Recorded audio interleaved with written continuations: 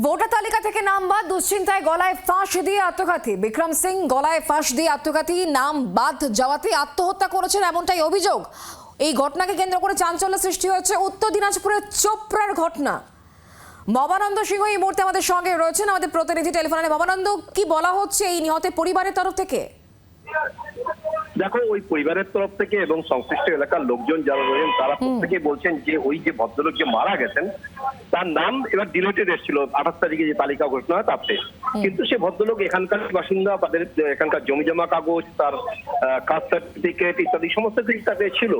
তার পরিবারের লোকজন তাকে বলেছিল ঘাবড়ানো কোনো ব্যাপার নেই, সমস্ত কিছু কাগজপত্র দিয়ে আমরা আবার এটা নিয়ে হাজির হবো, নতুন করে অ্যাপ্লাই করবো, সবকিছু ঠিক হয়ে যাবে। কিন্তু চাপটা সে নিতে পারেনি। গতকাল সে সন্ধ্যাবেলা তার দাদার বাড়িতে যায়, দাদার সঙ্গে বেশ কিছুক্ষণ কথাবার্তা বলে। দাদার কথায় সে সান্ত্বনা পায় না বলে অভিযোগ করা হচ্ছে এবং তারপরে সে দাদার বাড়ি থেকে বেরিয়ে এসে ফাঁকা জায়গায় গলায় ফাঁস দিয়ে আত্মঘাতী হয়। তারপরে কিন্তু লোকজনের মধ্যে যে কথা ছড়িয়ে যাচ্ছে যে এই নাম ডিলেটেড হওয়ার জন্যই সে এরকম ভাবে আত্মঘাতী হয়েছে এবং এই নিয়ে স্বাভাবিকভাবেই একটা রাজনৈতিক চাঞ্চল্য ছড়িয়েছে এলাকায়। শুক্লা, ধন্যবাদ আমাদের সঙ্গে টেলিফোন লাইনে থাকার জন্য। পরিবার কি বলছে সেটা শোনাবো, বুথ লেভেল অফিসার তার বক্তব্য কি, এবং একই সঙ্গে তৃণমূল কংগ্রেস নেতৃত্বের বক্তব্যই বাকি পর পর বক্তব্য শোনাবো।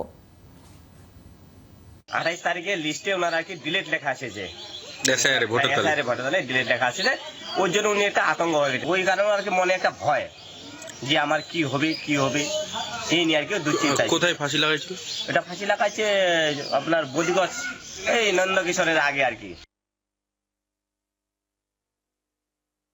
বিক্রম সিংহ নামে ওই মাফিপাড়ার একটা ছেলে, যার লিস্টে নাম ছিল, সিরিয়াল নম্বর ছিল 871।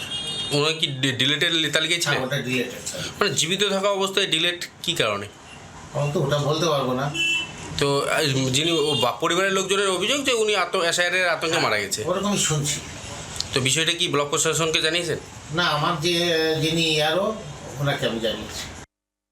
বিজেপি নির্বাচন কমিশনারকে দিয়ে মানুষ মারার যে কৌশলগুলো বারে বারে নিয়েছেন, এসআইআরের প্রক্রিয়াতেও একটা মানুষ মারারই কৌশল। তাই এই আত্মহত্যার জন্য দায়ী হচ্ছে কি নির্বাচন কমিশন এবং বিজেপির অঙ্গুলি হেলনে চলছে। আজকে 150 বেশি মানুষ মারা গেল পশ্চিমবাংলায়।